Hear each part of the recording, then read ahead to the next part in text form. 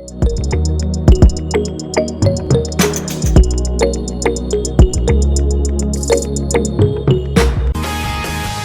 con Natalia López como invitada. Natalia, ¿cómo estás? Buenos días. Buenos días, Óscar. Muchas gracias por tenerme aquí otra vez. A ti por acompañarnos. Oye, ¿cómo va la recta final de la preparación de la defensa de la tesis? Es septiembre de 2021, ¿no? La fecha marcada aquí en el calendario. ¿Cómo lo llevas, Natalia?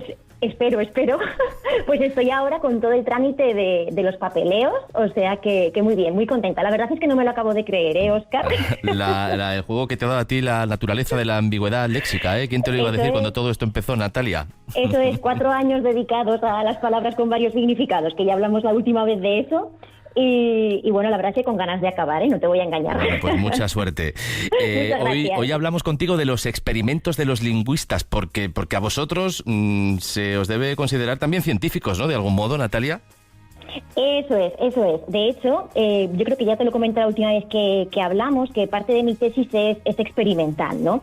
Y entonces esto la verdad es que suele llamar mucho la atención cuando tú cuentas que eres filólogo, como en mi caso, o lingüista, y dices que haces experimentos. Entonces, la verdad es que es para ver la cara que pone la gente. Entonces, es verdad que estamos haciendo, desde todo el grupo SILEX, un poco también de reivindicación de que los lingüistas también somos científicos.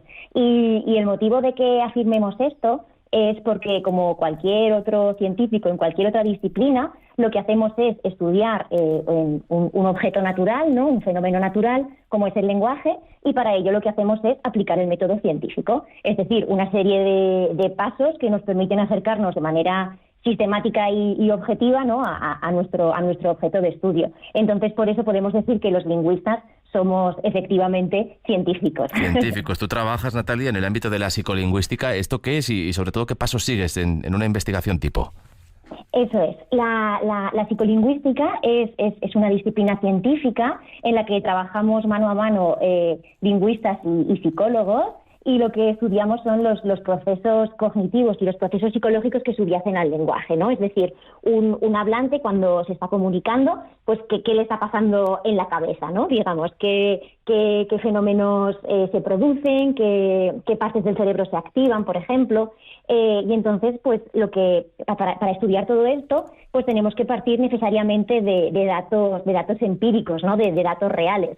No nos basta con hacer una construcción abstracta y teórica, sino que tenemos que comprobar de verdad qué es lo que están haciendo los hablantes. Y entonces, por eso podemos decir que los lingüistas hacemos experimentos, porque lo que hacemos es eso, realizar un experimento en un entorno controlado, en el que controlamos pues las variables extrañas que puedan influir, y lo que hacemos es pues testar nuestras hipótesis sobre el comportamiento lingüístico de los hablantes, ¿no? Entonces los psicolingüistas lo que hacemos es eso, estudiar esos procesos desde un punto de vista experimental, y para ello pues realizamos diferentes tipos de tareas experimentales. ¿Qué técnicas? Si quieres, te cuento. Sí, por ellas voy a preguntarte por las técnicas que utilizáis, Natalia.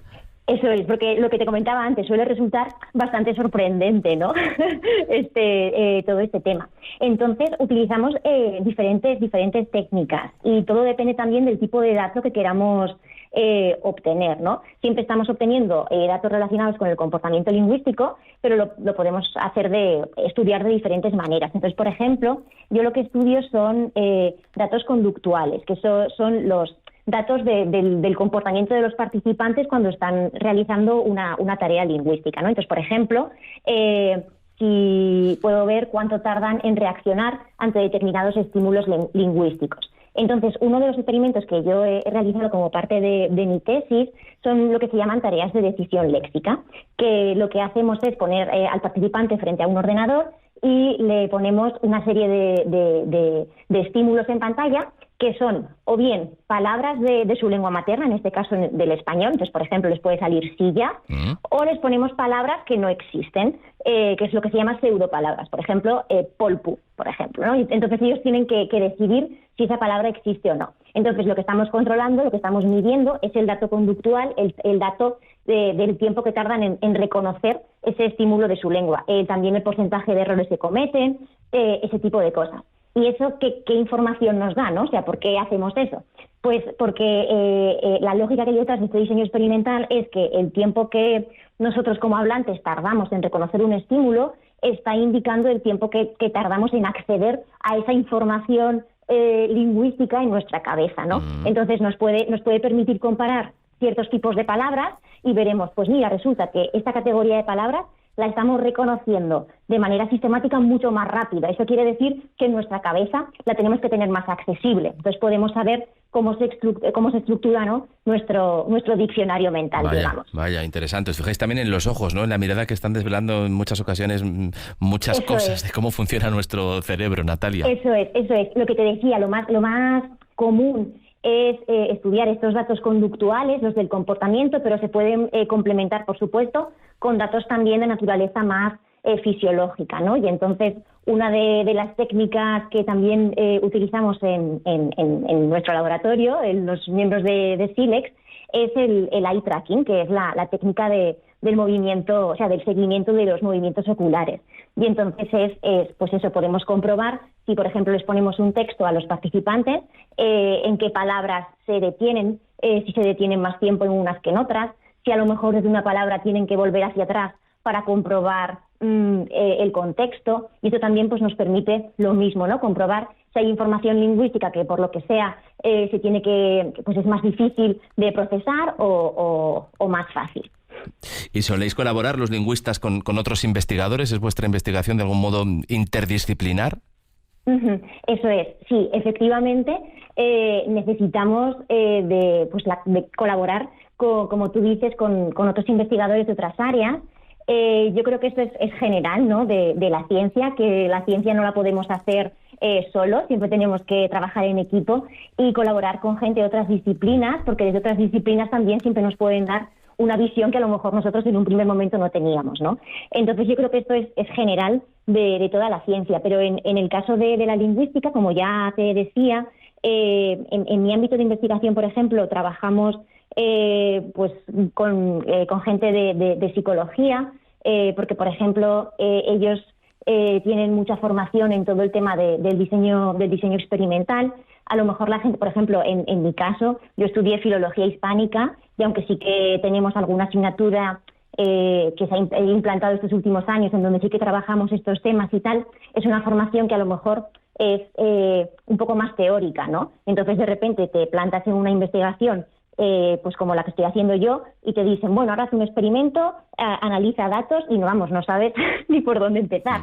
Entonces, tener el apoyo de gente de otras disciplinas que están formadas en eso es esencial. Y luego, sobre todo, porque yo creo que no podemos saber todos de todo, ¿no?, de todos los temas del mundo. Entonces, por ejemplo, a mí una cosa que siempre me ha traído de cabeza, vamos, que todo el mundo que me conoce lo sabe, es el tema de la estadística, ¿no? Porque yo realizo un experimento y claro, después esos datos tengo que analizarlos estadísticamente, porque si no, no tienen ningún valor, ¿no? Y entonces, por lo que te decía, por mi formación, a mí eso siempre me ha costado mucho. Entonces, tener el apoyo de gente que está especializada en eso y que me puede ayudar, pues vamos, ha sido esencial a lo largo de la tesis y bueno, a lo largo de toda mi investigación. Has estado participando este año en la iniciativa 11F, ¿no?, que recordamos que es el Día de la Mujer en la Ciencia.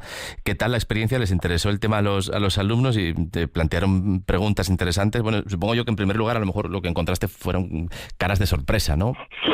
Efectivamente. De hecho, me pasó una cosa bastante divertida, porque cuando vi que lanzaban la iniciativa, que bueno, yo creo que ya sabéis, ¿no?, que es una web en donde los centros escolares pues solicitan charlas sobre el tema de la mujer en la ciencia, ¿no? Entonces, cuando vi que salía la iniciativa, dije, a mí es una cosa que siempre me ha apetecido mucho hacer, venga, pues me voy a animar, tal, y pensé, voy a escribir a muchos sitios, porque yo pensaba que no me iba a llamar nadie, porque pensaba, ya verás, seguro que es verdad que el perfil que buscan muchas veces es un perfil más técnico, de ingeniería o cosas así.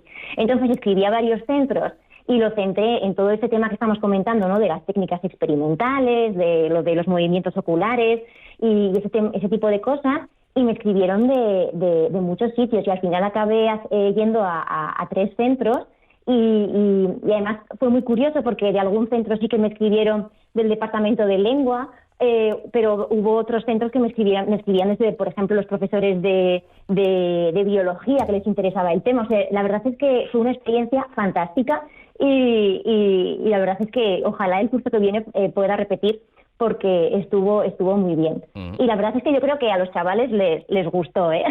Bueno, es un ámbito de investigación cada vez más conocido, ¿no? Y esta es la mejor noticia, que poco a poco se le vaya dando visibilidad. Eso es. Yo creo que poco a poco los lingüistas estamos más presentes. No quiere decir eso que no lo estuviéramos antes, ¿no? Pero yo creo que poco a poco se nos va considerando como científicos, que es lo que somos. Y, por ejemplo, prueba de ello, pues es esto, ¿no? La participación en todo el tema del 11S, que fue un éxito. Luego también, pues por poner ejemplos de mis compañeros también del grupo de investigación, del Festival de Divulgación, que seguro que lo conoces, Óscar, el Pint of Science, que, sí. Por ejemplo, nuestra compañera Iraire Ibarretxe este año participó con una ponencia sobre lingüística. Nuestra compañera Andrea, que también ha estado por aquí varias veces, que también participó en el concurso de tesis en 3 minutos, ¿no? Que también suele tirar siempre ámbitos científicos. Entonces, los lingüistas cada vez estamos más presentes en estos ámbitos científicos, tal y como nos merecemos, ¿no? Desde luego que sí. Además, oye, que nos ayudáis mucho aquí cada 2 semanitas en el programa a entender mejor cosas de nuestra lengua y sobre todo de nuestro cerebro. Gracias a todo el grupo Silex, ¿eh? Todavía nos queda una seccioncita antes de tomarnos las vacaciones de verano. Las vacaciones. Pero lo dicho, gracias por todo lo que nos venís contando cada 15 días en el programa. Natalia, gracias a ti por acompañarnos esta semana y mucha suerte en ese sprint final de cara a la defensa de la tesis. Muchas gracias, Óscar. Adiós. Hasta luego.